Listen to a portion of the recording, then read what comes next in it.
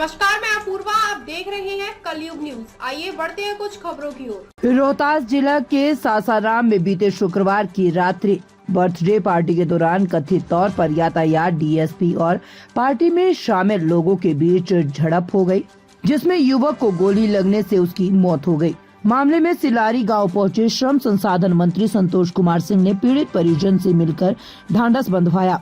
उक्त घटना के बारे में श्रम संसाधन मंत्री ने बताया कि दोषी कोई भी हो उस पर निश्चित तौर पर कार्रवाई होगी। आगे उन्होंने बताया कि उस रात्रि हुई घटना में पुलिस आरोपी यातायात डीएसपी आदिल बिलाल सहित शामिल पुलिस कर्मियों व उपस्थित लोगों का शस्त्र जब्त किया गया है और कहा कि यदि बादल का कातिल डीएसपी आदिल बिलाल है तो उसे संविधान के प्रावधानों से सजा जरूर मिलेगी और पीड़ित परिवार को न्याय मिलेगा और अगर जरूरत पड़ी तो डीजीपी मुख्यमंत्री से बात कर उच्च स्तरीय जांच करवाकर युवक बादल को इंसाफ दिलाया जाएगा।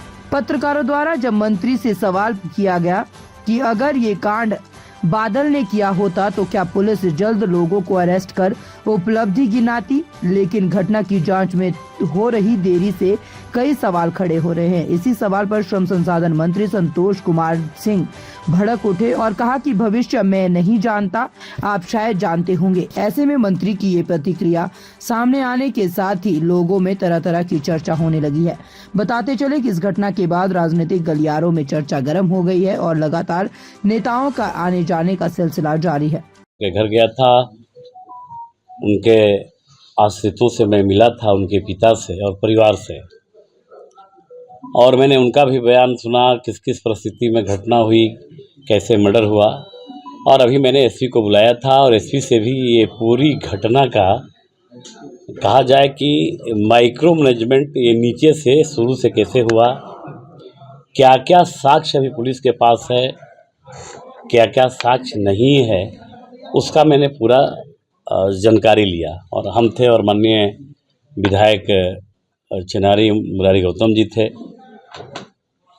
तो पुलिस और उनके आश्रित से मिलने के बाद ये कहीं से कोई दुविधा नहीं है, जैसे मीडिया में कल परसों से 4 दिन से जो चल रहा है, कई नेताओं का अलग अलग बयान आ रहा है।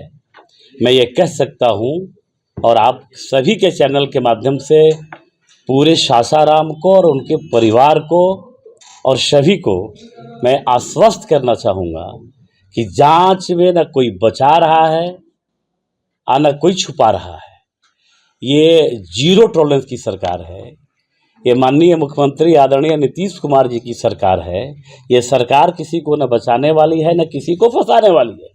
और चाहे वो खादी वाला हो और चाहे वो खाकी वाला हो, अगर गलती करेगा, कॉन्स्टिट्यूशन बियॉन्ड काम करेगा, अपराध करेगा तो सज़ा उसको भोगना ही है, और नहीं तो इस लोक में नहीं रहेगा तो परलोक में रहना पड़ेगा। ये इसकी सरकार है।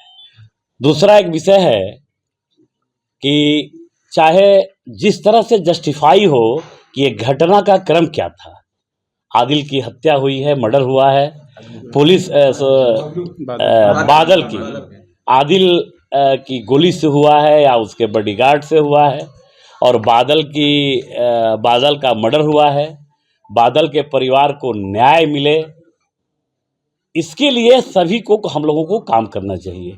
इतने सुपर सेंसिटिव इशू पे कोई भी नेता, किसी पार्टी का नेता राजनीति नहीं करे, ये ज़्यादा बेहतर रहेगा।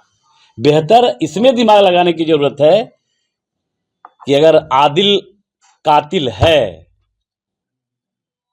अगर बादल का कातिल आदिल है तो उसको न्याय संगत, न्याय से परिपूर्ण जो संवैधानिक जो मेरी परंपरा है और जो मेरा परिधि है उसके अनुसार उसको सज़ा मिले, चाहे वो फांसी का हो, चाहे जेल का हो, चाहे जो सज़ा हो।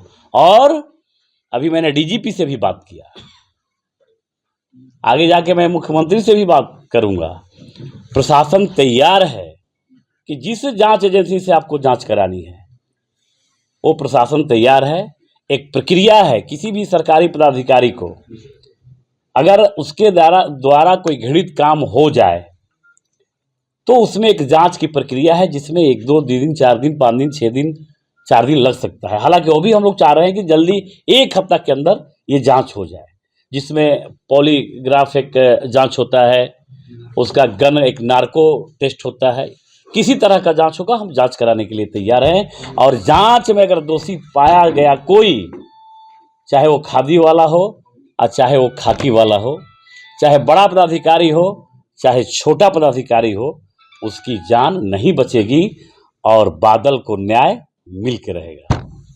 सर, जिस तरह से आरोप लगाया जा रहा है कि डीएसपी के द्वारा हत्या की गई है, आप भी परिजनों से मिले हैं, उसमें किस तरह से देख रहे हैं, क्या कुछ सच्चाई नजर आ रही है? मैं तो कह रहा हूँ कि जांच चल रही है, उस दोनों का रिवॉल्वर सीज है, दोनों वहाँ पीओ से घटनास्थल जो खोखा बरामद है वो भी सीज है। आज ही एसपी ने ह्यूमन्स राइट ऑफ इंडिया और ह्यूमन्स राइट्स ऑफ स्टेट को उसने लिख के भेज दिया मानवाधिकार को, आप भी जांच करिए और किसी से भी जांच की जरूरत पड़ेगी बादल को न्याय दिलाने के लिए, वो हम लोग दिलाएंगे। और कोई पुलिस पदाधिकारी, मैं सभी चैनल के माध्यम से मैं कहना चाहता हूं और डंके के चोट पे कहता हूं कि आपका ये परिवार का भाई, रोहतास कैमूर का ये भाई मंत्री के रूप में, बिहार सरकार के मंत्री के रूप में है, तो किसी भी इस तरह के संवेदनशील इशू पे कोई पदाधिकारी गलती करे, चाहे एसपी लेवल का क्यों न हो, वो बख्शा नहीं जाएगा, उसको सजा मिलेगी, कोई उसको बचा नहीं सकता है, ये मैं आश्वस्त करता हूँ। सर, परिजनों के द्वारा सरकार की जो जांच एजेंसियां है, बिहार सरकार की जो जांच एजेंसियां हैं, उन पर भरोसा नहीं किया जा रहा है, आरोप लगाया जा रहा है। ठीक है, तैयार सरकार में है सर, सरकार तैयार है।